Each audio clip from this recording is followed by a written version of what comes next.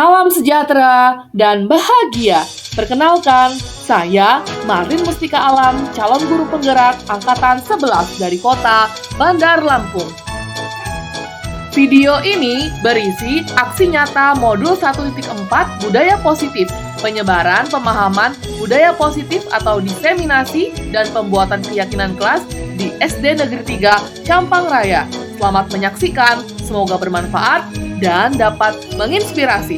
Salam guru penggerak, tergerak, bergerak, dan menggerakkan.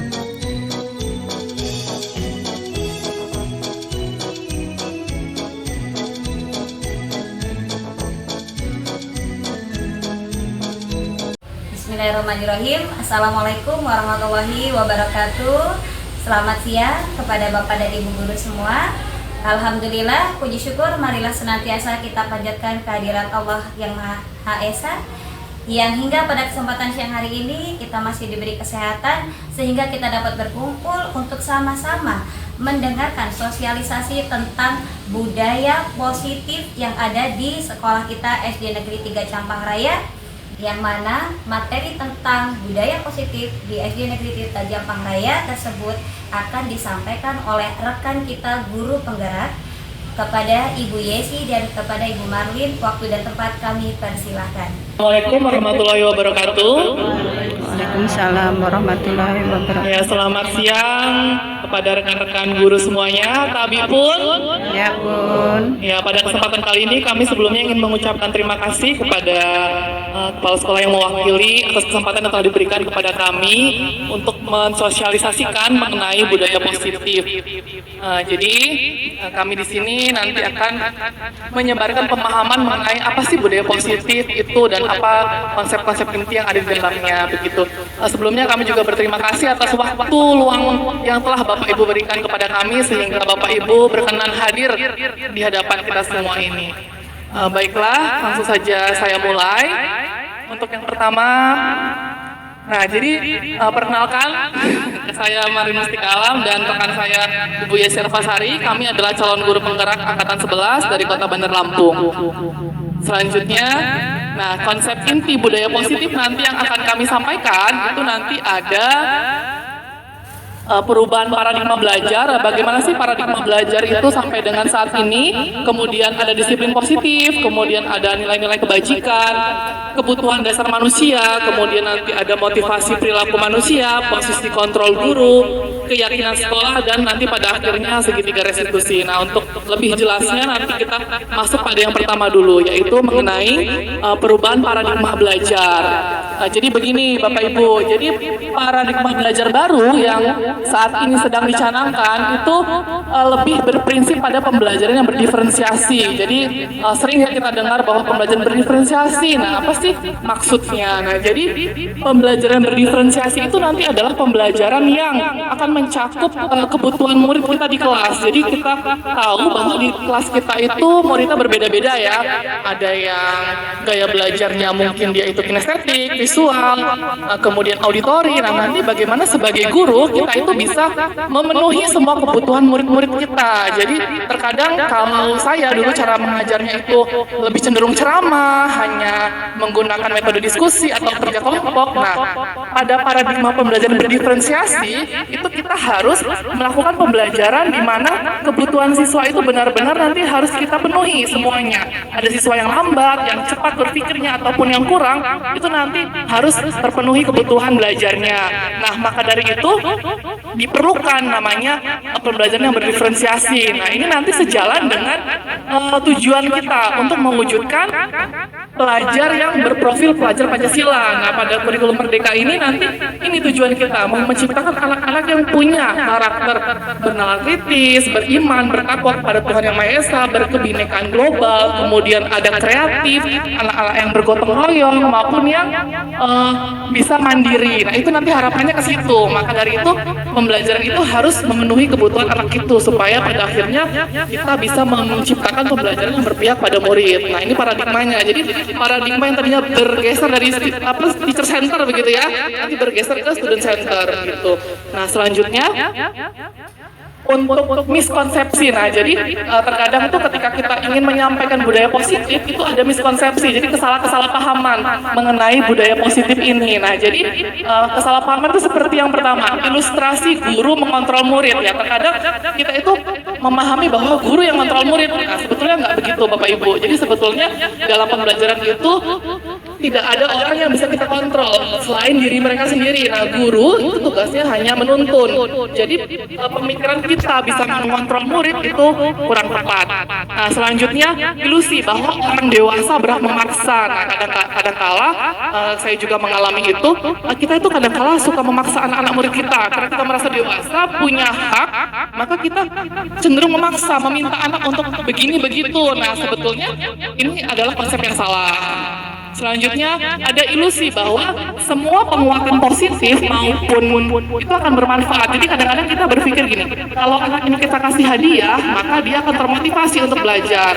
Nah, sedangkan kalau tidak, maka dia tidak termotivasi. Nah, ternyata yang ingin kita tanamkan itu bahwa ketika anak-anak berperilaku positif itu bukan karena untuk mendapatkan hadiah, tetapi karena dia itu memang ingin begitu. Misalnya begini Bapak Ibu, ketika kita mau anak-anak kita berpakaian rapi, nah kalau kamu berpakaian rapi, Bu Guru kasih misalnya buku gitu ya. Nah, itu sebetulnya salah. Nanti dia motivasinya adalah untuk mendapatkan hadiah.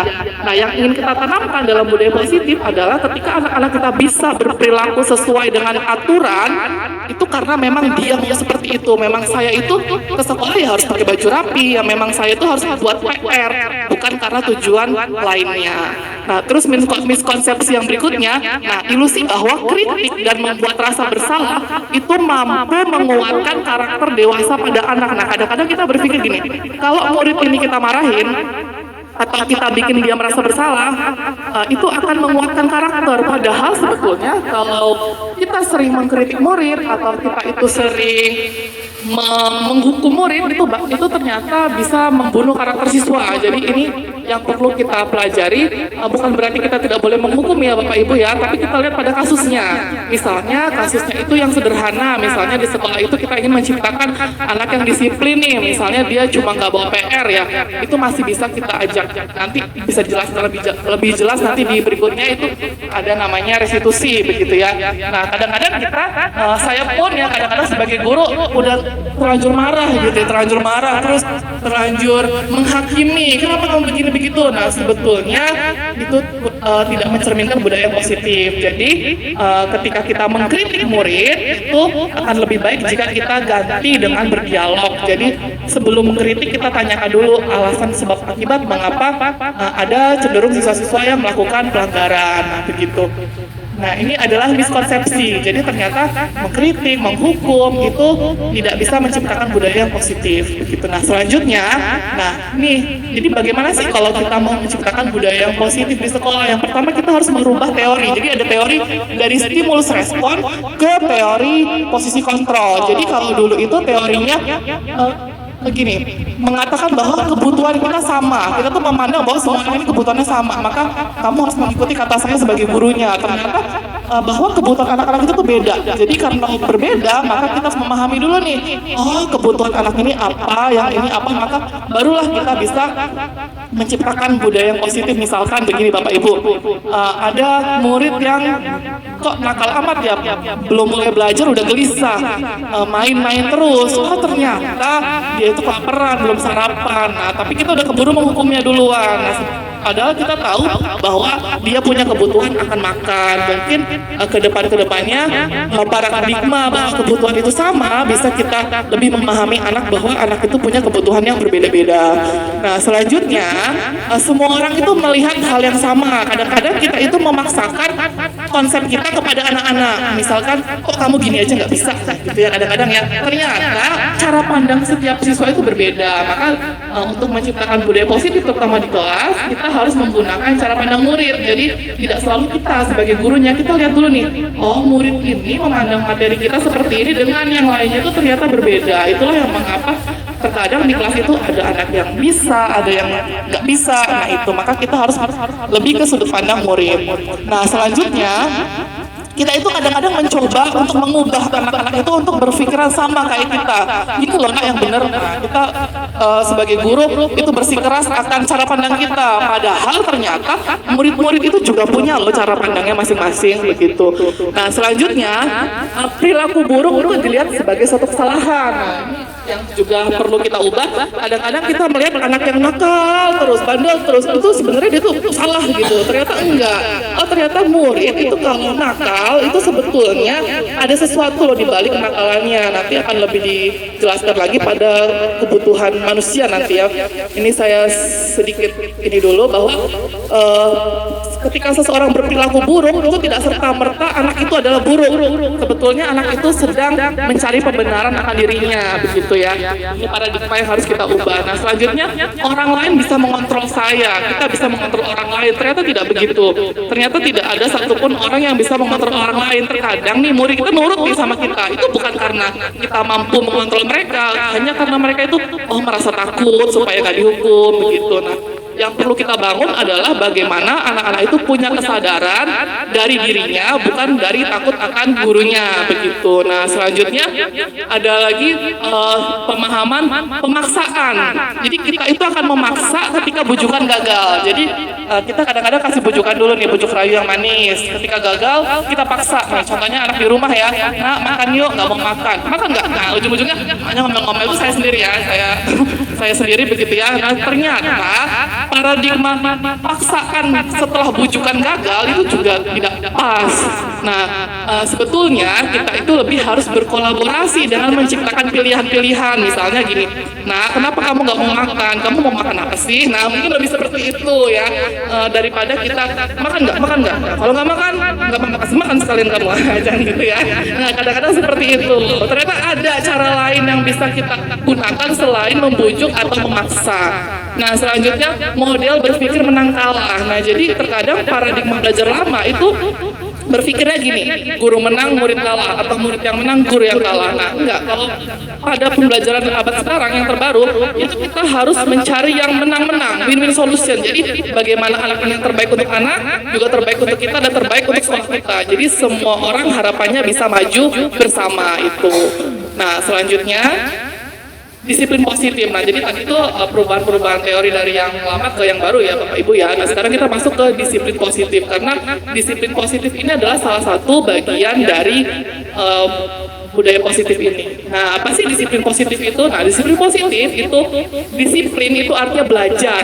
Nah disiplin positif itu mengacu pada disiplin diri yang memiliki tanggung jawab terhadap nilai-nilai yang ia yakini. Jadi ada disiplin positif ya Bapak Ibu ya. Jadi tanggung jawabnya, kalau disiplin positif ini itu lebih ke cara menerapkan disiplin yang nanti tujuannya itu menumbuhkan kesadaran pada siswa tanpa adanya hukuman ataupun hadiah. Jadi bagaimana disiplin itu bisa terwujud tanpa kita memberikan hadiah ataupun memberikan hukuman, melainkan nanti anak-anak itu memang menyadari betul-betul akan nilai-nilai yang harus mereka pahami dan yang memang harus mereka laksanakan. Nanti harapannya adalah ketika murid-murid kita keluar dari sekolah ini, dia bermasyarakat itu memang menjadi pribadi yang siap dalam masyarakat, yang memang akhlaknya baik, karakternya baik, kemudian yang memang nalarnya berjalan begitu ya, punya empati, punya sosial tanpa adanya paksaan baik dari orang tua ataupun lingkungannya. Nah itu yang disebut dengan disiplin positif. Nah suatu sekolah dikatakan sudah berdisiplin positif ya ketika memang guru-gurunya, murid-muridnya sudah punya kesadaran akan apa tugasnya, akan apa yang harus dilakukannya begitu. Nah selanjutnya, nah nilai-nilai kebajikan. Nah nilai-nilai kebajikan ini, nah ini adalah contoh nilai-nilai kebajikan yang nantinya diharapkan dimiliki oleh murid kita. Jadi tadi setelah bagaimana kita akan menerapkan disiplin positif, nah nanti pada akhirnya kita itu mengharapkan anak-anak kita itu punya loh nilai-nilai ini. Nah ini adalah nilai kebajikan yang selaras dengan profil pelajar Pancasila. Ini yang memang kita canangkan supaya bagaimana anak-anak itu nanti bisa beriman, bertakwa, berkebinekaan global, kemudian gotong royong, mandiri, nalar kritis maupun kreatif. Nah ini adalah nilai kebajikan yang memang sesuai dengan profil pelajar Pancasila yang akan kita bentuk pada murid-murid kita. Nah, namun terlepas dari 5-6 nilai itu, ternyata ada juga nilai-nilai kebajikan lainnya yang bisa kita masukkan untuk menjadi karakter murid kita. Misalnya toleransi, rasa hormat. Itu nanti juga di kelas bisa mengajarkan kejujuran, kedisiplinan, kesetaraan, keadilan. Itu bisa kita tanamkan pada anak-anak kita. Nah, nanti harapannya anak-anak ini bisa berlaku seperti ini memang karena mereka ingin seperti itu, bukan karena diminta oleh gurunya. Itu harapannya nanti disiplin positif dan budaya positif itu akan tercipta. Selanjutnya, nah, bagaimana sih nanti supaya murid ini itu bisa punya nilai-nilai itu? Nah, yang pertama, kita harus memahami dulu nih kebutuhan dasar manusia. Jadi sebetulnya manusia itu punya kebutuhan dasar. Kebutuhan itu adalah suatu tindakan manusia untuk jadi gini, apapun yang kita lakukan, apapun yang murid kita lakukan itu sebenarnya cuma satu tujuannya, untuk memenuhi kebutuhan dasarnya, yaitu untuk bertahan hidup gitu ya, maksudnya untuk memenuhi kebutuhan dasar dia. Jadi setiap orang, setiap murid itu punya tujuannya masing-masing begitu. Nah, dia itu punya kebutuhan untuk mendapatkan apa yang dia inginkan, maka dia berlaku, ada yang berlaku santun, ada yang berlaku cenderung nakal. Sebenarnya mereka sedang memenuhi kebutuhannya. Nah, kita pun juga memiliki kebutuhan itu. Nah, apa saja sih kebutuhan dasar yang ingin kita penuhi sebagai manusia atau sebagai guru, sebagai murid? Nah, ada 5 kebutuhan dasar nih Bapak Ibu. Yang pertama, kebutuhan bertahan hidup. Jadi setiap orang pasti punya kebutuhan untuk bertahan hidup. Yang termasuk dalam kebutuhan bertahan hidup itu misalnya akan pakaian. Contoh seperti yang tadi sudah saya jelaskan. Misalkan nih pagi-pagi ada murid yang udah nakal, udah ganggu kawannya aja, tapi udah keburu kita marahin. Sebelum kita tanya, oh ternyata dia tuh lapar loh. Nah, sebagai guru kita bisa nih setiap pagi tanya, anak-anak siapa yang belum sarapan, bawa makan nggak? Oh bawa, boleh. Guru kasih waktu 10 menit dulu keluar untuk makan. Nah, ketika dia sudah kenyang, pasti dia nanti lebih konsentrasi dalam belajar karena kita punya kebutuhan dasar bertahan untuk hidup. Nah, selanjutnya yang kedua, kebutuhan kasih sayang dan rasa diterima. Ya, kita perlu ya Bapak Ibu kasih sayang ya. Ya. Jadi ada tuh murid itu adalah kebutuhan dasar. Jadi setiap orang butuh kasih sayang dan rasa diterima. Terkadang murid kita itu nakal sebetulnya bukan karena dia nakal, dia tuh sebenarnya pengen disayang, pengen diterima, pengen dimanja gitu ya Bapak Ibu ya, pengen kenapa nak gitu, kenapa gitu kan, kamu lagi apa, sebetulnya dia butuh kasih sayang kita, lagi cari perhatian kita. Nah, maka ini pentingnya kita mengetahui kebutuhan dasar dari manusia itu. Oh, kenapa sih anak ini kok berperilakunya menyimpang terus? Oh, mungkin dia butuh kasih sayang di rumahnya nggak dapat sehingga dia mencari kasih sayang di sekolah. Nah, selanjutnya penguasaan. Jadi tuh ada anaknya yang cenderung maunya tampil, ya nggak Bapak Ibu? Ada nggak di kelas Bapak Ibu yang maunya tuh duluan, maunya tuh paling pintar, kalau jawab apa-apa selalu duluan. Nah, dia tuh punya kebutuhan akan penguasaan diri. Nah, dia tuh butuh diakui, butuh dikatakan kompeten. Nah, hanya terkadang dalam pemenuhannya anak-anak kita seringkali melenceng dari norma-norma yang ada. Dia itu terlalu keluar dari aturan. Nah, disinilah tugas kita untuk meluruskan itu. Nah, selanjutnya ada kebebasan nih. Contoh nih, ada murid saya tuh yang ada murid yang bolos gitu ya. Sebenarnya dia butuh kebebasan. Ada celah nih, misalnya ya kayak ada yang pulang duluan tuh nggak izin. Nah, itu sebenarnya dia sedang memenuhi kebutuhannya untuk merasa bebas. Saya nggak akan dimarah, saya mau bebas. Meskipun kita tahu besoknya harus kita berikan pendampingan. Nah, dia sebenarnya sedang memenuhi kebebasan, bukan berarti anak itu nakal begitu. Selanjutnya kesenangan. Nah, ini yang sering terjadi di kelas nih Bapak Ibu. Murid yang suka main-main, suka ngobrol, suka lari-lari, jungkir-jempol di kelas. Sebenarnya mereka sedang mencari kesenangan. Mungkin di rumahnya tidak terpenuhi akan kesenangan, masa kecilnya mungkin kurang diajak bermain ke taman bermain sehingga dia itu kurang bahagia, maka dia carilah kesenangan di sekolah, maka dia berperilaku menyimpang. Nah, terkadang dalam pemenuhan 5 kebutuhan ini murid kita itu salah perilaku begitu ya.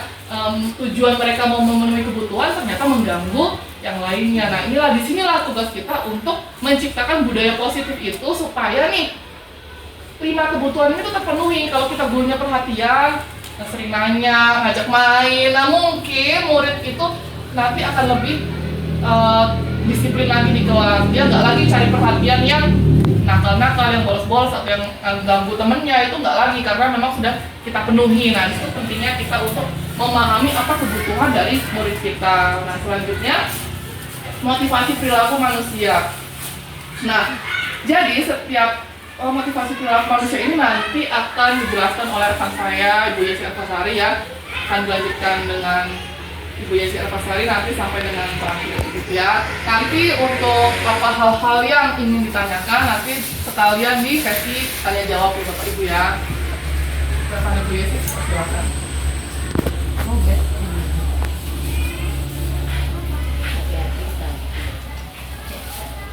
Baik, terima kasih kepada Ibu Marlin yang telah memaparkan sedikit tentang apa itu budaya positif yang akan kita terapkan nanti di sekolah kita.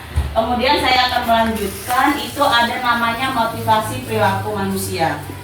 Di mana motivasi perilaku manusia itu ada 3. Yang pertama itu untuk menghindari ketidaknyamanan atau hukuman. Kemudian yang kedua untuk mendapatkan imbalan atau penghargaan dari orang lain. Kemudian ada yang ketiga itu untuk menjadi orang yang mereka inginkan dan menghargai diri sendiri dengan nilai-nilai yang mereka percaya. Nah, apabila kita masih dalam memberikan motivasi perilaku itu ada di 2 tahap seperti yang ini, untuk menghindari ketidaknyamanan atau hukuman, kemudian mendapatkan imbalan atau penghargaan, itu masih kita memberikan motivasi secara eksternal. Kemudian apabila kita menggunakan motivasi perilaku manusia itu untuk menjadikan orang yang mereka inginkan dengan menghargai diri sendiri dengan nilai-nilai yang dipercaya, itu adalah kita sudah membentuk motivasi secara internal. Kemudian nah, di sini itu ada motivasi perilaku manusia. Ada hukuman, ada konsekuensi, ada restitusi. Yang pertama kita itu tentang hukuman. Hukuman itu tidak berhubungan dengan kesalahan yang diperbuat, kemudian bersifat satu aturan, kemudian berupaya hukuman fisik. Nah, sebenarnya Bapak Ibu, ini sering terjadi ya, dimanapun di sekolah, anak-anak itu apabila melakukan kesalahan itu kita beri suatu hukuman. Misal anak-anak itu melakukan, dia bertengkar dengan temannya, kamu ini salah, kamu nggak boleh begitu. Nah, anak ini kamu udah hukuman, kamu bersihin kamar mandi. Nah, itu ternyata salah. Harusnya kita sebagai seorang guru itu menanyakan apa sih masalahnya, kenapa bisa terjadi seperti itu. Nah, itu kita akan cari tahu dulu apa penyebabnya. Nah, jadi kita tidak bisa melakukan langsung hukuman fisik ke anak-anak. Kemudian ada namanya konsekuensi. Nah, itu konsekuensi itu adalah hukuman yang berhubungan dengan kesalahan yang diperbuat, kemudian terencana, disepakati, mengikuti aturan, kemudian guru sebagai motivator. Nah, di sini konsekuensi dengan hukuman itu berbeda ya Bapak Ibu. Kebanyakan yang kita lakukan itu adalah sebuah hukuman. Harusnya kita menggunakan konsekuensi. Misalnya anak-anak nggak pernah menulis tugas, kita suruh anak itu menulis 100 kali untuk menulis. Itu ada suatu hukuman, bukan konsekuensi. Nah, konsekuensi itu misalnya ketika anak itu menumpahkan air di atas meja. Nah, itu anak-anak kita suruh, nah kamu tadi menumpahkan air di atas meja, itu harus kamu elap. Nah, kita nggak boleh, kamu menumpahkan air, kamu ini nggak bisa begitu, kamu. Nah, itu nggak boleh. Itu ada suatu hukuman. Harusnya kita memberikan konsekuensi ke anak itu. Nah, kamu tadi menumpahkan air, jadi apa tindakan yang harus kamu lakukan? Elap, Bu. Nah, anak itu kita arahkan untuk melakukan apa yang dilakukan itu, bahwasanya itu kita tidak menghukum, tapi kita berikan konsekuensi. Jadi konsekuensi dengan hukuman itu berbeda. Kemudian ada namanya restitusi. Di situ proses dialog dengan murid yang mengajarkan murid untuk menyelesaikan masalahnya sendiri. Nah, jadi kita harus menggunakan segitiga restitusi. Nanti ada tahapan untuk saya jelaskan apa itu segitiga restitusi. Di sini restitusi itu adalah berdialog kita dengan anak. Kita cari dulu apa yang penyebab anak ini terjadi suatu permasalahan. Misal Seperti kemarin anak saya itu ada yang tidak sengaja meludahi temannya, tapi pada dasarnya itu bukan unsur bukan disengaja, tapi memang unsur ketidaksengajaan. Nah, saya coba menerapkan restitusi ini. Saya tanya kenapa bisa melakukan itu, dan laporan dari temannya bahwasanya dia sengaja meludahi. Ternyata setelah saya cari tahu, ternyata si anak itu tidak sengaja, karena pada dasarnya memang setiap hari memang di bawah situ nggak pernah ada orang. Nah, ketika anak itu lewat nggak sengaja meludahi, nggak lihat ada teman posisinya di bawah. Nah, kemarin saya coba terapkan itu dengan anak menggunakan restitusi ini.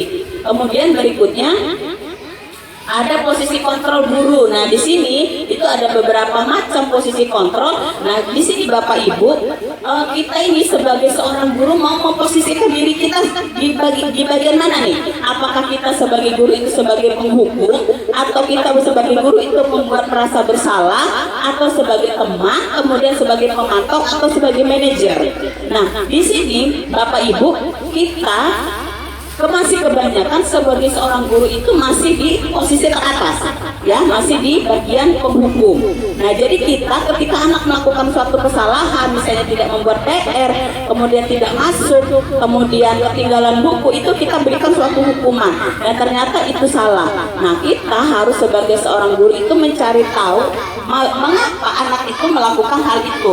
Misalnya anak itu tidak pakai sepatu pada saat jam belajar, atau setiap jam belajar nggak pernah mengerjakan, atau dia main-main. Nah, itu anak itu baru itu tadi yang disampaikan oleh Ibu Marin, butuhnya kasih sayang dan perhatian tadi. Kenapa dia sampai melakukan itu? Pasti ada sesuatu yang dia lakukan itu adalah saya pengen cari perhatian itu guru saya gitu. Nah, gitu ya.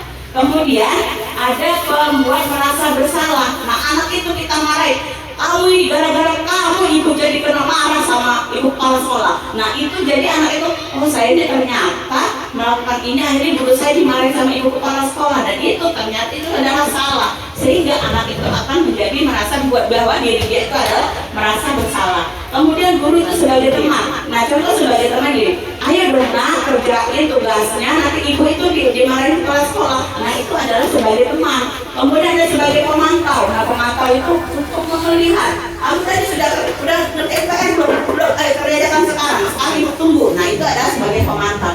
Nah, alangkah terbaik adalah kita sebagai seorang guru itu memposisikan diri kita itu adalah pada posisi sebagai manajer, ya. Nah, di mana sebagai manajer itu posisi sebagai manajer itu adalah di antara kelima itu memang bagus yang saya sampaikan tadi, itu adalah posisi manajer itu adalah posisi yang terbaik. Kenapa kita menggunakan posisi manajer itu? Karena sebagai manajer, guru dapat berbuat sesuatu bersama murid, kemudian mempersilahkan murid untuk bertanggung jawab dan mendukung murid agar dapat menemukan solusinya. Jadi ketika anak itu melakukan sebuah kesalahan, jadi bagaimanapun kita menemukan anak itu mencari solusinya. Misalnya dia tidak mengerjakan PR, nah kita tanya dia mau seperti apa. Nah, hari ini kamu tidak berbuat PR, maka untuk ke depan kamu akan lakukan apa? Kita tanyakan, kita balikan lagi ke dia maunya seperti apa. Nah, begitu ya. Kemudian ada lagi selain itu, posisi manajer juga mengacu pada restitusi yang dapat menjadikan murid sebagai manajer bagi dirinya sendiri. Jadi bukan kita yang mengambil suatu keputusan, melainkan anak itu sendiri. Alangkah apa yang akan dia tempuh untuk kedepannya, begitu. Kemudian ada yang namanya, nah ini dia adalah contoh penerapan 5 posisi kontrol guru. Contohnya saya ambil di sini anak sedang makan di kelas saat pelajaran berlangsung. Nah, di sini, yang tadi saya sebutkan itu adalah posisi kontrol guru itu ada 5 tadi, sebagai pembuku, teman, pembuat merasa bersalah, pemantau, dan manajer. Nah, di sini, tadi penghukum, ayo nak keliling lapangan 10 kali. Nah, itu adalah salah satu contoh penghukum. Kemudian ada lagi kalau teman, ayo dong kamu kerjakan tugasnya, nanti habis itu kita main. Nah, ini adalah sebagai teman. Jadi kemudian ada yang ketiga, itu adalah pembuat merasa bersalah. Kamu sudah berkali-kali melakukan, nah itu yang saya sampaikan tadi.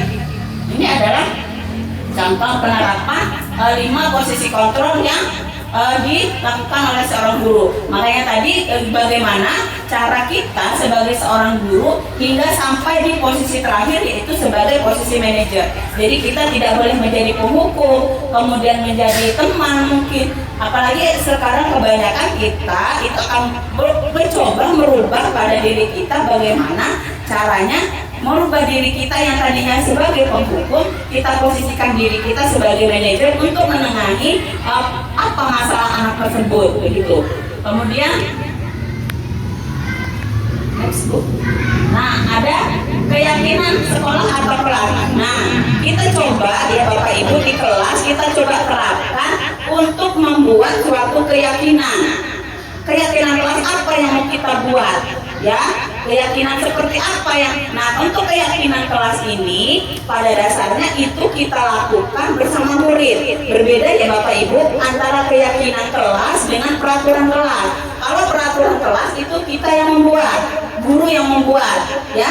Kemudian kalau keyakinan kelas itu dibuat oleh guru dan siswa, di mana keyakinan kelas ini nanti akan disepakati antara guru dengan siswanya. Kemudian siswa itu akan membuat, misalnya, nah kita di kelas ini nggak boleh apa ya, gitu. Sebelum kita melakukan kegiatan pembelajaran, kita buat dulu keyakinan apa yang mau kita buat. Nah di sini nanti akan anak-anak kita bentuk membuat sebuah keyakinan kelas, di mana keyakinan kelas itu sifatnya abstrak, ya. Kemudian berupa pertanyaan-pertanyaan universal. Nah, kemudian dibuat dalam bentuk positif. Misalnya, anak tidak boleh mencoret-coret, tidak boleh mencontek. Nah, kita arahkan nanti ketika ada perbuatan yang boleh dilakukan dan tidak boleh dilakukan. Nah, nanti anak-anak itu kita ajak untuk membuat suatu kegiatan yang boleh dilakukan di kelas dan tidak boleh dilakukan di kelas. Nanti ketika situ baru kita ubah menjadi kalimat positif yang nantinya akan kita bentuk menjadi suatu keyakinan kelas. Nah, di sini adalah contoh suatu keyakinan kelas yang sudah saya buat untuk yang ada di kelas saya. Kemudian dapat juga kita gunakan, dapat diterapkan di lingkungan tersebut. Nah, jadi selain di lingkungan sekolah, kita juga dapat menerapkan keyakinan itu ada di sekolah. Misalnya kita tidak boleh datang terlambat atau tepat waktu, begitu ya. Nah, kemudian untuk keyakinan kelas ini atau keyakinan sekolah itu nantinya harus disepakati oleh seluruh warga di sekolah. Kalau di kelas itu antara guru dengan murid, tapi kalau keyakinan sekolah itu dia di kegiatan itu harus diikuti oleh seluruh warga yang ada di sekolah. Kemudian, nah di situ tadi semua warga sekolah hendaknya ikut berkontribusi dalam pembuatan keyakinan kelas. Nah seharusnya nanti membuat keyakinan kelas itu semuanya ikut andil di dalam situ, baik itu guru ataupun muridnya, begitu. Kemudian ada segitiga restitusi. Nah, segitiga restitusi ini adalah yang harus kita lakukan untuk menyelesaikan masalah anak. Di mana segitiga restitusi itu yang pertama adalah menstabilkan identitas. Di mana menstabilkan identitas? Kita stabilkan dulu. Ketika anak itu berkelahi ataupun berantem, kita stabilkan dulu. Ya, stabilkan dulu emosi anak supaya anak itu tidak berkelahi. Dari kita stabilkan dulu. Kemudian kemudian ada, nah di sini dalam menstabilkan identitas itu ada beberapa pertanyaan yang bisa kita pakai. Misalnya berbuat salah itu wajar, nah, gitu ya. Atau tidak ada manusia yang sempurna. Atau kita pakai juga, oh Bapak Ibu juga pernah melakukan itu. Mungkin ada juga Bapak Ibu tidak tahu, tidak mau mencari siapa yang salah. Di sini Ibu mau cari siapa yang mencari solusinya dalam permasalahan ini apa gitu. Kemudian atau juga kita bisa pakai dengan pertanyaan, kamu berhak merasakan begitu, itu boleh kita pakai. Kemudian nanti akan masuk ke validasi tindakan yang salah. Nah, dalam melakukan validasi tindakan yang salah, berdasarkan prinsipnya setiap perilaku berupaya memahami setiap kebutuhan tertentu. Guru bergeser dari pemikiran stimulus respon menjadi proaktif mengenali dan mengakui kebutuhan murid akan memperbaiki hubungan dengan murid. Ada pertanyaan yang bisa kita pakai untuk validasi tindakan yang salah. Itu yang pertama, kamu pasti punya alasan mengapa melakukan itu. Atau kita bisa pakai, padahal kamu bisa melakukan yang lebih buruk dari itu. Kemudian atau kita bisa pakai juga, kamu patut bangga karena kamu telah melindungi sesuatu yang kamu perbuat. Atau bisa juga kita pakai, kamu melakukannya karena mempertahankan sesuatu ya. Bisa kita pakai dengan pertanyaan ini apabila kita melakukan hal yang salah. Kemudian yang ketiga itu adalah menanyakan keyakinan kelas. Nah, keyakinan kelas ini ketika anak itu melakukan suatu kesalahan, kita tanyakan. Nah, makanya sebelum kita membuat ini, kita harus bentuk dulu keyakinan kelas itu tadi, supaya ketika anak itu melakukan suatu kesalahan, anak itu bisa kita tanya keyakinan kelas mana yang telah dilanggar oleh dia. Yang pertama misal nih, kita bisa menggunakan pertanyaan apa keyakinan kelas kita, kemudian nilai-nilai apa yang telah kita sepakati bersama, mungkin seperti apa gambaran sebuah kelas yang ideal menurut kamu, kemudian atau kamu ingin menjadi orang seperti apa. Nah, dengan pertanyaan-pertanyaan ini kita bisa menggunakan itu tadi segitiga restitusi itu tadi. Segitiga restitusi itu adalah cara kita untuk menyelesaikan masalah anak dalam kegiatan. Nah, ini adalah contoh video yang saya ambil untuk kegiatan segitiga restitusi. Nah, begitu ada contohnya, boleh diperhatikan atau boleh ditonton sebentar, silakan. Dia makan itu pasti ada alasannya.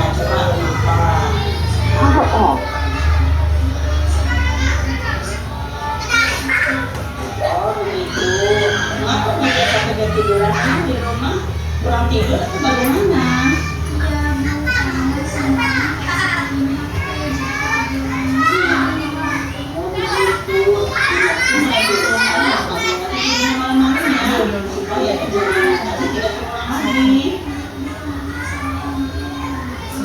Baik, sekarang menurut dia nilai-nilai keyakinan kelas apa yang selalu dia langgar?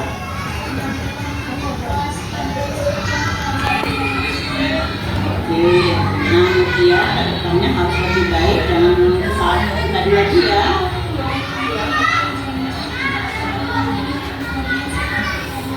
Bagus, sekarang dia balik kembali ke kelas ya.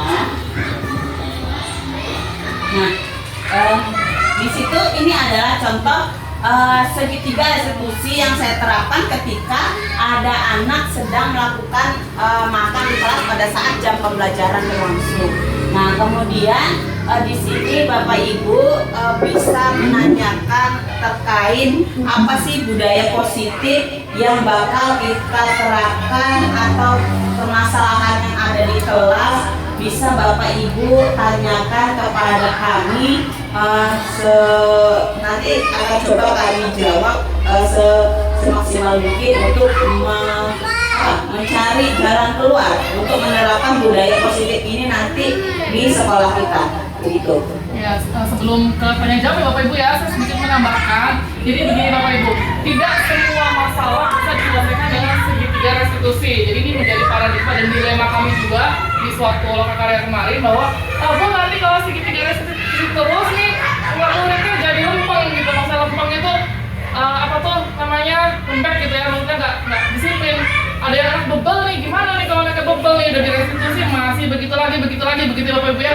Pokoknya restitusi ini manis banget gitu ya. Nah ternyata kita kembali lagi melihat kasusnya Bapak Ibu. Kalau kasusnya itu masih level sederhana sampai sedang, artinya anak ini tidak terlalu merugikan orang lain, maka hendaklah menggunakan restitusi. Jadi supaya kita juga sebagai guru bisa memanajemen diri, sehingga tidak dikit-dikit kita marah, dikit-dikit kita menyalahkan murid. Nah, tetapi kalau kasusnya sudah sampai merugikan orang lain, misalkan sudah memukul, membawa rokok, atau bahkan apa tuh nge-vape itu ya, nah itu nggak bisa lagi dengan restitusi. Kita bisa nanti bekerja sama dengan kepala sekolah ataupun orang tua, nanti kita bisa menggunakan namanya konsekuensi. Jadi misalnya ada konsekuensi yang tentunya konsekuensi itu harus kita bicarakan yang semendidik mungkin gitu. Jadi tidak serta-merta dia mukul kawan kita mukul dia, tidak. Tapi ya bagaimana sih konsekuensi yang mendidik, misalnya ataukah diskors ataukah apa, itu nanti juga perlu ketika kasus yang kita temui berat kasusnya begitu. Nah itu saja tambahan dari saya. Selanjutnya jika ada yang ingin ditanyakan, ini kita sharing aja ya Bapak Ibu ya, sharing santai sambil diskusi, boleh Bapak Ibu. Dan memang kami butuhkan pertanyaannya begitu. Persilahkan. Ya, boleh Bapak Ibu yang ingin sharing atau bercerita ada masalah mungkin di kelas yang harus diselesaikan, boleh dikonfirmasi atau ditanyakan. Silakan Bapak Ibu. Apapun mengenai Kita mencari suatu masalah. Ya, silakan kepada Putri dulu ya. Ibu Putri, silakan Ibu Putri. Berdiri ya Pak, berdiri lah gitu. Assalamualaikum warahmatullahi wabarakatuh. Waalaikumsalam.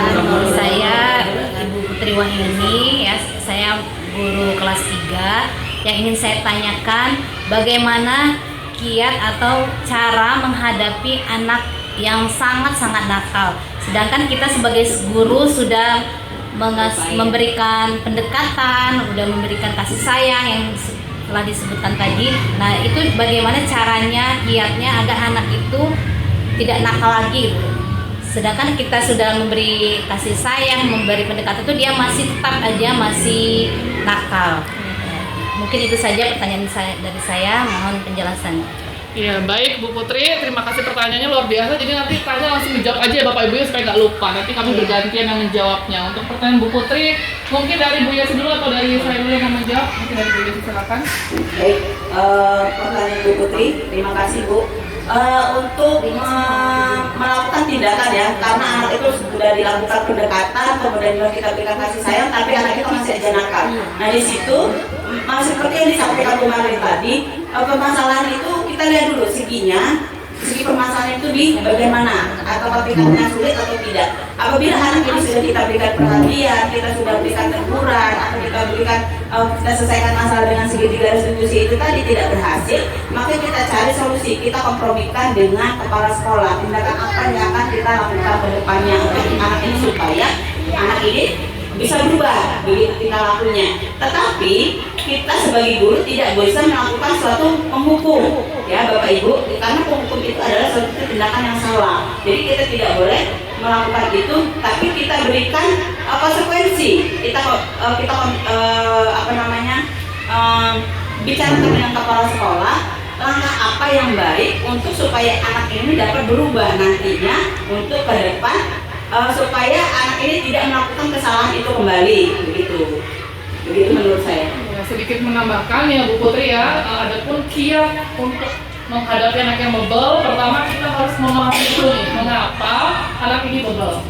Kemudian yang kedua, penting kita untuk kolaborasi dengan orang tuanya. Nah, jadi bolehkah kita sediakan waktu untuk bekerja sama dengan orang tua. Jadi kita panggil dulu orang tua ini, kita ajak diskusi apa sih sebab-sebabnya anak ini menjadi seperti ini di sekolah.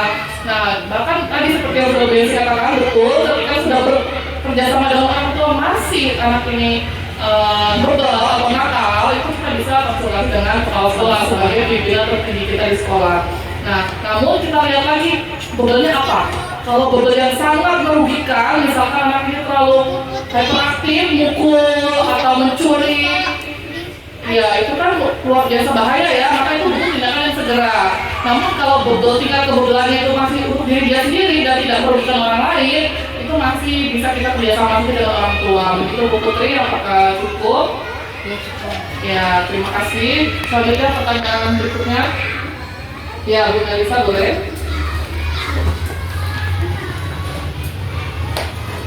Baik, assalamualaikum warahmatullahi wabarakatuh. Waalaikumsalam warahmatullahi wabarakatuh. Di sini saya ingin bertanya mengenai tadi tentang konsep kontrol. Kayak misalnya tidak boleh memberikan hukuman terhadap siswa. Sekarang yang saya pertanyakan tadi menurut Ibu Marlin dan Ibu Yesi tentang konsep kontrol, seperti yang dikatakan bahwa anak-anak itu tidak boleh dikasih hukuman sesuai dengan apa yang mereka lakukan. Ya, misal nih, sekarang saya tanyakan kepada Bu Marlin dan Ibu Yesi. Kalau memang mereka tidak kita berikan hukuman, ya mungkin kita juga memberikan hukuman tidak semerta hukuman yang berat ya Bu ya, karena masih sesuai dengan kapasitas kita sebagai seorang guru. Cuman masalahnya di sini saya pertanyakan, kalau tadi Bu Marlin juga menyebutkan bahwa anak ini harus kita kasih perhatian, atau seperti tadi kayak Bu Marlin misalnya kita memberikan anak itu makan tapi anak tidak dimakan, cuma kita paksa nih. Kalau sekarang kan seperti itu, cuma kan Bu Marlin jangan dipaksa, kamu makannya apa nak, pakai apa nak, seperti itu ya Bu ya tadi ya. Nah terus juga tadi kata Ibu Yesi tentang konsep kontrol pemberian hukuman. Kalau kita tidak memberikan hukuman atau kita memberikan hukumannya sesuai dengan apa yang mereka lakukan, contoh tadi Bu Yesi juga menyebutkan misalnya dia menumpahkan air di kelas, berarti kita harus memberikan hukuman sesuai dengan kesalahan beliau atau kesalahan anak itu. Seperti kita suruh ngelap dia di ngelap air yang dia tumpahkan atau dan lain-lain. Yang saya pertanyakan, apakah itu tidak membuat anak menjadi besar kepala? Karena anak itu merasa, ini hukumannya kecil, ini hukumannya gampang. Paling juga besok saya lakuin lagi, saya disuruh ulang lagi. Paling besok kalau saya nggak ulangan lagi, saya minta nugget, saya minta sosis, saya minta ini dikasih. Misal, lantas kita harus melakukan yang bagaimana, Bu? Kalau memang kita hanya memberikan perhatian, kita mengikuti apa yang dia mau, lantas mereka bukan berarti kita harus mereka harus mengikuti apa yang kita mau ya, Bu ya. Kita hanya sebagai guru hanya ingin mendidik mereka biar mereka itu tidak menjadi anak yang seperti mungkin banyak ya di kelas-kelas yang besar kepala yang dia merasa lebih dari teman-temannya atau dan lain-lain ya. Jadi cukup itu yang saya tanyakan, tolong berikan penjelasan kita sebagai guru harus bagaimana. Kalau misalnya kita kasih perhatian seperti itu, si anak menjadi besar kepala. Terima kasih. Assalamualaikum warahmatullahi wabarakatuh. Waalaikumsalam warahmatullahi wabarakatuh. Terima kasih Bu Melisa, luar biasa sekali pertanyaannya. Izin menjawab ya Bu Yesi, nanti saya minta tolong untuk ditambahkan gitu ya. Jadi begini Bu Melisa, memang kita pahami bahwa tadi ada beberapa posisi kontrol, kemudian apa kebutuhan manusia. Jadi bagaimana sih kalau kita ini segitiga restitusi terus anaknya jadi besar kepala, begitu ya? Betul. Iya, luar biasa sekali pertanyaannya ya. Nah, jadi sebetulnya memang ada tujuan dari disiplin positif ini. Jadi sebetulnya pada akhirnya disiplin positif ini kan akan membentuk karakter siswa yang berprofil pelajar Pancasila begitu ya. Nah, nanti pada harapannya mereka yang memiliki karakter itu harapannya adalah dari motivasi intrinsik atau dari diri dia. Jadi ketika itu nanti ada hukuman atau ada hadiah, itu nanti motivasi dia itu hanya sekedar untuk mengikuti aturan, bukan untuk menjadi seperti itu. Nah, ini yang kita harapkan supaya karakter anak kita nanti ketika di masyarakat itu sudah kuat. Jadi kembali pertanyaannya, nanti bagaimana kalau kita terlalu memberikan kasih sayang yang berlebihan, anak menjadi besar kepala. Nah, kembali lagi kita lihat apa kasusnya.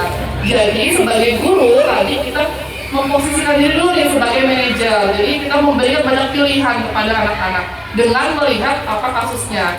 Ketika kasus itu mudah, kita restitusi dulu. Jadi nggak serta-merta langsung kita beri penegasan. Jadi ketika kita merestitusi dan itu berhasil, oh ternyata memang ada anak yang kalau direstitusi itu sudah berhasil kembali ke yang diharapkan.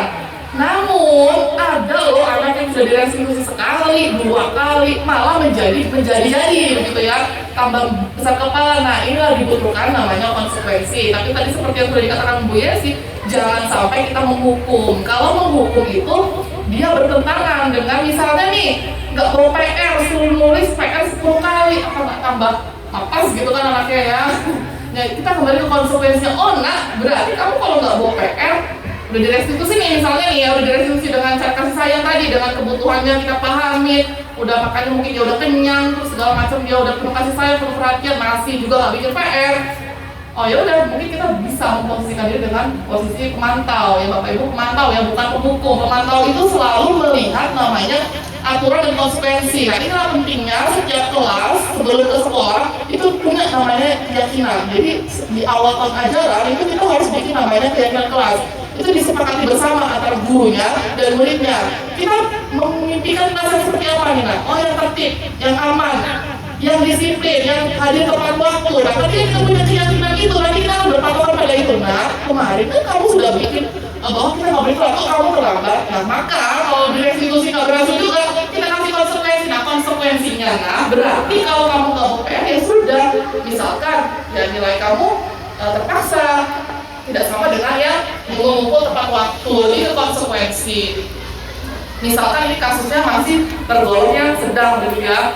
Beda lagi Bapak Ibu yang orang sudah mengumpul, apa itu namanya yang tingkat merokok itu sudah bukan di ranahnya kita sebagai guru, itu memang guru dengan kepala sekolah atau bahkan dengan apa itu namanya pihak-pihak yang berwajib gitu ya, kalau misalnya itu sudah yang lebih-lebihin misalnya pembulian segala macam gitu ya. Nah jadi mungkin nanti ditambahkan oleh rekan saya bagaimana menangani anak yang besar kepala ini. Mungkin Bu Yesi mau menambahkan. Baik, terima kasih Bu Melisa. Saya akan coba menjawab pertanyaan Bu Melisa tadi. Benar yang dikatakan Bu Marlin, saya sepakat dengan yang disampaikan bahwasanya fungsi pertama itu adalah kita membentuk keyakinan kelas dulu. Ya, di dalam kelas itu sebelum kegiatan awal pembelajaran, sebelum pembelajaran dimulai, kita terapkan itu keyakinan kelas dulu. Nah, kita mau kelas seperti apa yang kita impikan. Makanya saya katakan tadi bahwasanya keyakinan kelas dengan peraturan kelas itu berbeda. Kalau peraturan kelas itu adalah guru yang membuat, tapi kalau keyakinan kelas itu adalah kesepakatan antara guru dengan siswa. Jadi anak itu nanti akan memberikan pendapatnya. Oh, saya nggak boleh datang terlambat Bu, tidak boleh makan di kelas Bu, itu tidak enak. Nah nanti kita sebagai guru mendampingi anak-anak itu, oh bahwasanya nggak boleh ya nak melakukan ini, tidak boleh makan di kelas, tidak boleh terlambat, tidak boleh terlambat mengerjakan PR. Nah seperti itu.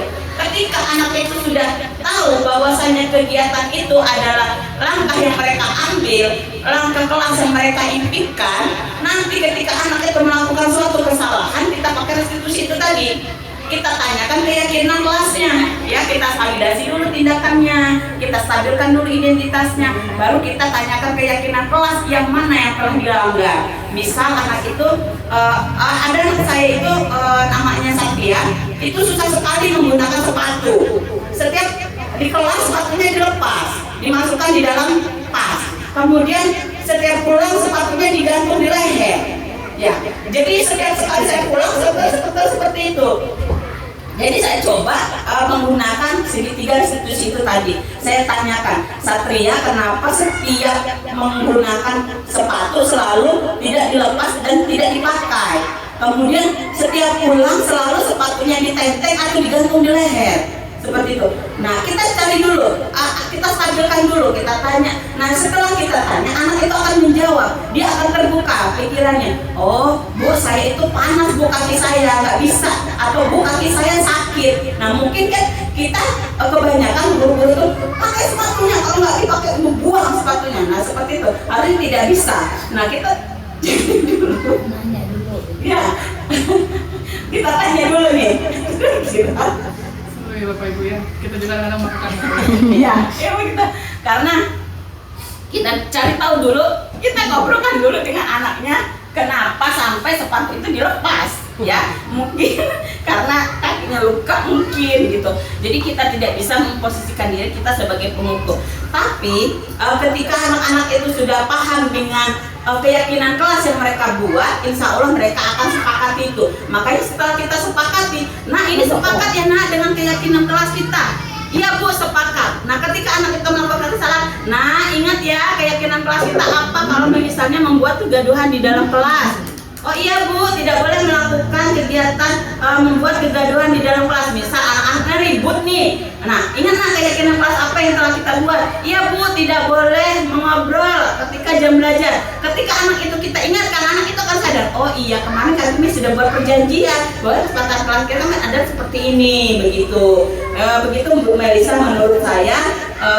Terima kasih. Mungkin ada lagi. Bagaimana Bu Melisa? Apakah puas dengan jawaban atau ingin ditambahkan kembali atau ada yang ingin ini apa namanya mengkonfirmasi atau ingin yang lain? Ya jadi mungkin sudah cukup. Iya, jadi mungkin sedikit menambahkan, mungkin kita coba dulu ya Bapak Ibu. Sebenarnya saya mungkin juga baru mau coba gitu ya. Kami juga mungkin mencobanya juga belum 1 tahun ya Bu Yesi ya, baru sebulan mungkin ya dari belajar ini baru coba. Jadi mungkin ayo kita sama-sama coba dulu. Nanti hasilnya bagaimana, kita evaluasi, kita bisa diskusi sharing bersama-sama apa sih bagusnya budaya positif untuk sekolah kita, yang kita harapkan sekolah kita ini nanti supaya tuh kalau udah positif tuh enak Bapak Ibu. Kelas bersih tiba-tiba nih ya, sekolah ini bersih tanpa sampah. Karena zaman budaya tuh membuang sampah pada tempatnya. Tertib semua, nggak ada yang terlambat. Maka kita coba dari diri saya dulu, dari diri sendiri dulu. Ayo kita coba mulai sama-sama, nanti ketika kita mengalami masalah kita bisa sama-sama saling sharing solusi pemecahannya sehingga nanti akan terbentuk nih sekolah 3 Campang yang berbudaya positif. Amin. Amin. Baik, untuk pertanyaan selanjutnya mungkin untuk 2 penanya. Iya, mungkin satu pertanyaan lagi begitu ya. Pak Alam? Bisa Bi? Ya sudah. Oh ya boleh. Satu penanya lagi begitu ya. Bismillahirrahmanirrahim. Assalamualaikum warahmatullahi wabarakatuh. Waalaikumsalam warahmatullahi Ya, perkenalkan nama saya Susanti, ngajar kelas 3B. Ini masalah hukum ya Bu ya. Masalah hukum tadi katanya anak kalau ada kesalahan sedikit pun sebesar pun ada masalah nggak boleh dihukum. Lalu kita hukumnya seperti apa? Bagaimana caranya biar anak itu nurut? Hukuman seperti apa yang bagaimana yang baik, yang bagus buat anak biar anak itu mau loh Bu. Seperti katanya PR tadi ya, nggak ngerjain PR. Terus kita hukum apa? Seperti apa gitu ya Bu ya, itu aja. Yang ya dengan cara yang mendidik, yang menurut. Soalnya anak-anak itu udah diberi kasih sayang, dirayu-rayu, masih aja. Nah, saya minta penjelasannya. Saya akhiri, wassalamualaikum warahmatullahi wabarakatuh.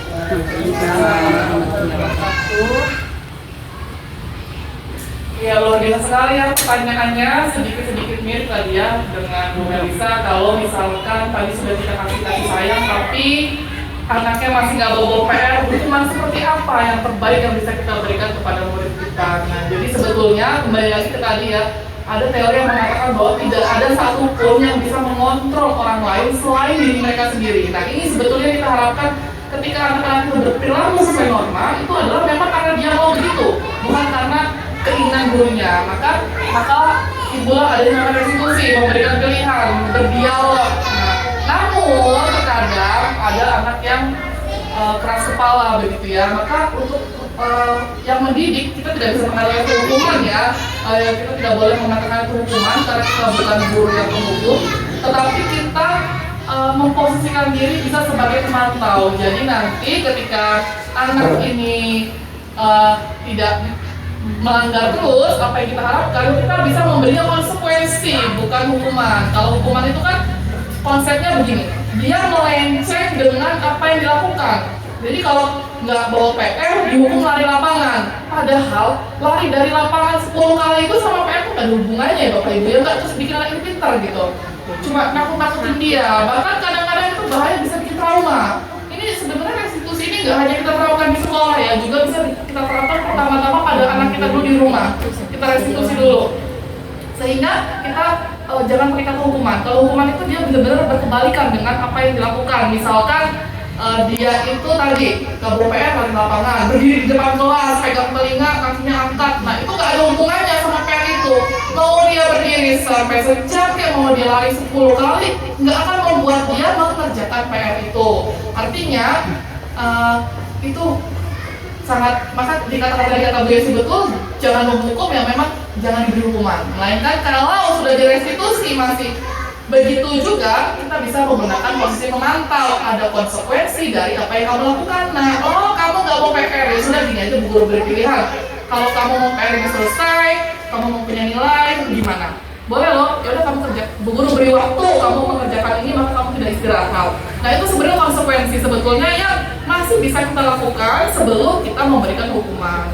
Memang hukuman itu terkadang satu kata langsung manjur gitu ya, langsung nurut ya muridnya karena dia takut. Sebetulnya itu bukan karena nurut, dia takut. Maka itu yang harus kita hindari supaya nanti karakter P5 tadi itu benar-benar tertanam dari anak-anak, bukan karena dia merasa takut, tapi karena memang dia mau menjadi seperti yang kita harapkan. Mungkin Bu Yesi tambahkan? Baik, menambahkan dari yang disampaikan Bu Marlin itu saya sepakat sekali, saya sangat setuju bahwasanya kita sebagai seorang guru itu tidak bisa menjadi sebagai pemukul, tetapi kita harus sebagai pemantau bisa dipakai. Tapi apabila cara itu sudah kita pakai adalah bisa kita gunakan, kita berkonsultasi dengan orang tua mungkin, atau adakah masalah di rumah atau orang tuanya kurang perhatian nih ke anak-anaknya. Kebanyakan orang tua sekarang itu sibuk sehingga anak-anak itu tidak terpantau. Jadi ketika kita berikan tugas, ada PR, anak-anak itu tidak mengerjakan, Bu lupa, Bu tidak ingat, Bu ketika itu padahal sudah kita berikan informasi di grup misalnya, nah ada PR, tidak mengerjakan. Nah mungkin kalau masih satu kali misalnya kita bicarakan antara anak itu sudah berdialog, atau ketika sudah berkali-kali anak itu melakukan itu, bisa kita kompromikan, konsultasikan dengan orang tuanya. Apa masalahnya, penyebabnya anak ini tidak mengerjakan PR? Apakah itu memang dari diri dia sendiri, atau memang ada permasalahan lain yang sehingga membuat anak ini tidak mengerjakan si PR itu tadi, gitu. Tapi Bapak Ibu, kita sejatinya sebagai seorang guru itu tidak bisa menjadikan hukum itu adalah sesuatu hal yang top chair gitu, good, bagus gitu, nggak bisa. Karena kita pakai hukuman itu adalah zaman dulu. Sekarang kita ubah supaya nilai-nilai itu nanti akan terbentuk pada diri anak itu sendiri. Tapi ketika anak itu kita tanya, kita berdialog, kita terapkan restitusi itu tadi, pasti anak itu akan bercerita, akan keluarkan semua apa yang dia rasakan. Misalnya di rumah dia kurang perhatian, kenapa kamu tidak mengerjakan PR? Dia akan cerita, tapi kita tidak boleh menjatuhkan mental dia dulu, ya. Kamu ini nggak ngerjain PR, kamu ini nggak bisa begitu. Ketika anak itu kita sudah marah, dia sudah down duluan, sehingga apa yang akan diucapkan nggak keucap lagi. Takutlah nanti malah dimarahin, nggak lah takut. Jadi kita tanyakan, nggak apa-apa nah, ibu juga dulu pernah nggak ngerjain PR, tapi menurut kamu kira-kira bagaimana langkah sebaiknya? Coba ceritakan ke bu guru kenapa tidak membuat PR. Itu kita tanyakan ke anak, nanti anak itu akan bercerita sendiri. Bu, saya tuh sebenarnya di rumah ibu tuh sibuk, ayah nggak pulang-pulang misalnya kan begitu ya. Jadi anak itu nggak ada tempatnya bercerita. Mungkin ketika dia mengerjakan si tugas itu sulit, nggak tahu loh saya ngerjainnya kayak mana, nggak paham gitu. Nah sehingga dia, ayo udahlah nggak usah ngerjain, ibu juga ada di rumah, ayah juga nggak bantu-bantu. Nah bisa jadi halnya seperti itu. Jadi kita tanya dulu, kita dialogkan dulu dengan anaknya. Tapi apabila sudah berkali-kali, ya bisa kita konsultasikan dengan orang tuanya apa penyebab dari anak tersebut tidak mau mengerjakan PR-nya. Begitu menurut saya. Bagaimana yang lain? Apakah sudah cukup? Cukup. Ya, sebagai penutup ya Bapak Ibu ya, ada sebuah kisah nih Bapak Ibu, ada seorang anak yang selalu terlambat. Jadi dia selalu terlambat. Jadi seorang guru ini karena yang menghukum tadi itu dia, kamu terlambat terus, dihukum dulu, usut punya usut nih. Ternyata anak ini mengapa selalu terlambat ya, karena dia setiap malam itu dia tidurnya sampai jam 2. Dia membantu orang tuanya dulu menyiapkan bahan dagangan keesokan harinya. Nah, jadi kadang-kadang kita sudah menghukum duluan tanpa mengetahui masalahnya. Jadi supaya tidak terjadi penyesalan di akhir gitu ya. Sebagai guru penting tadi itu untuk menanyakan dulu apa hal mengapa dia begitu, sehingganya begitu. Maka kita benar-benar harus menghindari menghukum ini supaya tidak terjadi miskonsepsi, begitu ya Bapak Ibu ya. Selanjutnya kami berdua mengucapkan terima kasih atas kesediaan Bapak Ibu meluangkan waktunya di sini. Kami mohon maaf bila dalam penyampaian ini banyak hal-hal yang kurang berkenan ataupun kurang berkenan ataupun dari pelayanan kami masih kurang. Kami sungguh-sungguh mohon maaf. Semoga ini nantinya bisa berguna bagi kemajuan sekolah kami, terlebih untuk SD 3 Caman Raya ini. Amin. Ya, maka kami akhiri. Assalamualaikum warahmatullahi wabarakatuh. Waalaikumsalam warahmatullahi wabarakatuh.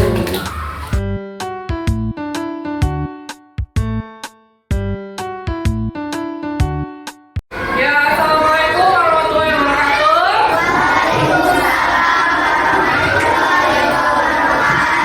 Apa kabar hari ini? Baik. Kalau ibu tanya apa kabar, jawabnya luar biasa. Yes. Ya, yang semangat. Apa kabar? Luar biasa.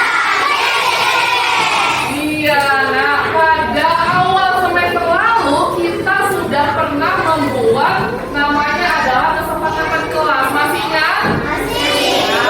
Namun hari ini Bu Guru akan mengajak kalian semua untuk memperbaharui kesepakatan kelas kita menjadi sebuah yang namanya adalah keyakinan kelas. Supaya apa? Supaya kelas kita nantinya harapannya lebih tertib, lebih baik lagi. Begitu ya? Nah, jadi hari ini Bu Guru akan memperbaharui kesepakatan kelas menjadi keyakinan kelas. Nah, kira-kira siapa yang tahu apa itu keyakinan kelas? Ada nggak yang mau berpendapat? Apa sih keyakinan kelas itu? Nah, siapa yang ingin berpendapat apa itu keyakinan kelas? Mirip dengan aturan kelas. Bedanya kalau aturan itu yang membuat bu guru, kalau keyakinan dan kesepakatan yang membuat kita bersama. Nah, jadi keyakinan kelas itu adalah suatu kesepakatan yang kita buat bersama untuk apa? Untuk kita lakukan. Nah, setiap hari tujuannya supaya kelas menjadi tertib, menjadi rapi, menjadi nyaman, sehingga kamu bisa belajar dengan baik, gitu ya. Nah, sebelum masuk pada keyakinan kelas, Bu Guru sudah menyiapkan ada namanya hal yang tidak boleh dilakukan di kelas dan hal apa yang boleh dilakukan di kelas. Nah, nanti Bu Guru minta pendapat kamu apa sih kira-kira yang boleh dilakukan dan yang tidak boleh dilakukan. Nah, kita mulai dulu dari hal yang tidak boleh dilakukan di kelas. Jadi Bu Guru akan membagikan sticky note, nanti kamu tulis di sini satu kalimat satu orang satu, tulis apa ya yang tidak boleh dilakukan. Nanti kalau sudah tulis, kalian maju untuk tempel di sini. Jangan terbalik ya, ini ada yang ada lemnya, ada yang ada lemnya. Kamu tempel, tulisnya bagian yang kering ya. Bu Guru bagi kertasnya.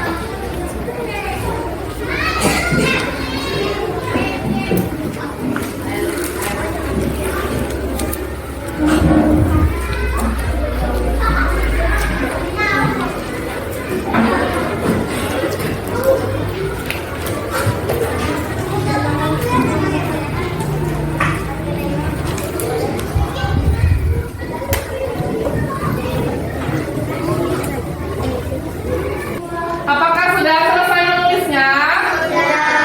Sambil menunggu teman yang belum selesai, bagi yang sudah selesai boleh menempelkan di depan, tapi dimulai dari bahasa bumi dulu ya Nak ya, supaya nggak kumpulan. Ayo, bahasa bumi dulu. Tempel di hal yang tidak boleh dilakukan. Ya, tempel aja. Ya. Ya, barisnya Reza.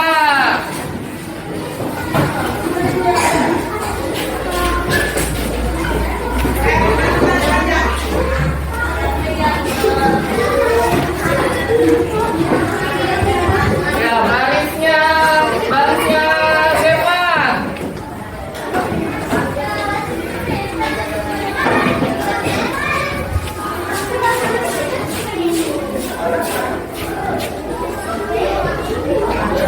Ya, barisin ya.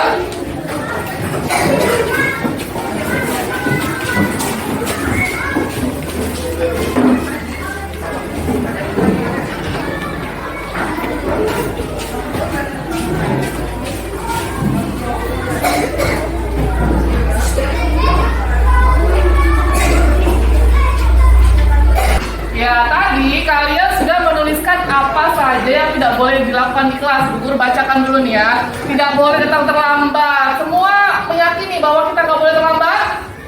Ya, setuju? Ya.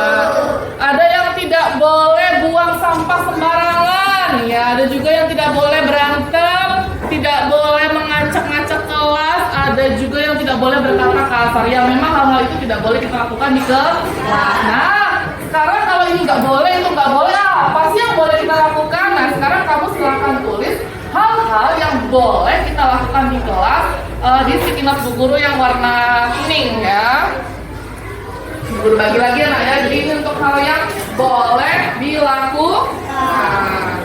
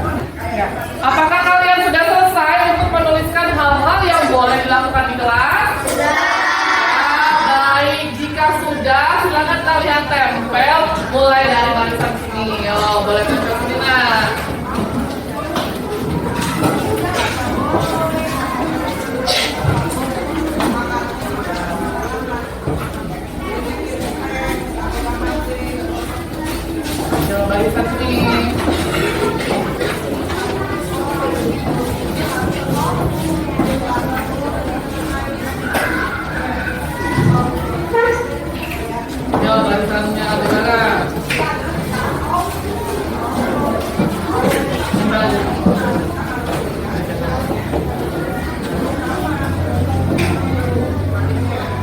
Ya barisan sana.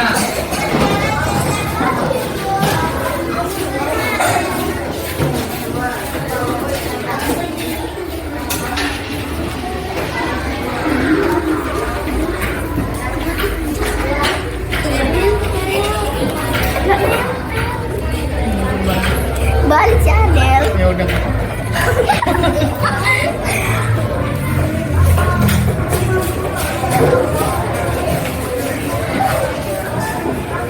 Nah, kalian sudah menempelkan apa yang boleh dilakukan di kelas. Guru coba bacakan beberapa ya. Yang pertama, menjaga kerapian meja dan kursi. Apakah kawan setuju? Ya, guru setuju ini demi menjaga kerapian kelas kita. Yang kedua, yang berbicara sopan. Nah, setuju kalau kita bicara sopan? Setuju. Ya, berarti kalau bicaranya sopan kita tidak boleh saling iya. Saling menolong teman. Ya, ini penting. Kalau ada teman yang kesulitan harus kita tolong. Selanjutnya ada hadir tepat waktu, sama ya nak ya, saling menolong, menjaga kebersihan kelas, berbicara sopan. Ya, nah nanti dari apa yang boleh dan tidak boleh dilakukan ini akan kita simpulkan menjadi sebuah keyakinan kelas. Keyakinan kelas itu artinya yang kamu yakini, Bu Guru yakini, maka kita lakukan. Kalau kamu yakin, Bu Guru yakin, maka kita harus melakukan. Kalau sudah yakin, kira-kira boleh dilanggar tidak ya? Kan yang membuat siapa ini yang membuat? Iya, kita, betul, kita yang membuat, dari kita untuk kita. Nah, maka Bu Guru akan simpulkan tidak boleh terlambat, berarti maka kita harus apa? Hadir. Iya, ini keyakinan kelas kita yang pertama, hadir tepat waktu. Nah, diharapkan semuanya bisa hadir tepat waktu. Selanjutnya ada saling menolong. Iya, boleh saling tolong, berarti kita harus saling menolong.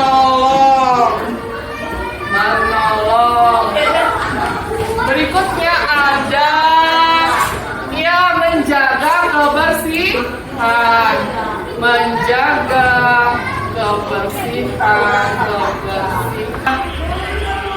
kebersihan, lalu ada berbicara sopan, dan jadi ini adalah hasil dari kesimpulan keyakinan kelas kita. Kita baca bersama-sama dengan suara yang semangat ya. Yang pertama, yang kedua, yang ketiga, yang keempat, yang kelima. Siap untuk melakukannya? Siap. Semua setuju? Nanti ini akan Bu Guru tulis yang bagus di karton. Nanti kita tempel di dinding kelas kita supaya nanti kita semua tidak lupa dengan keyakinan kelas yang telah kita buat. Nah, kalau begitu pembuatan keyakinan kelas sampai di sini dulu sebelum Bu Guru akhiri ini apa? Semangat. Bu Guru akhiri. Wassalamualaikum warahmatullahi wabarakatuh.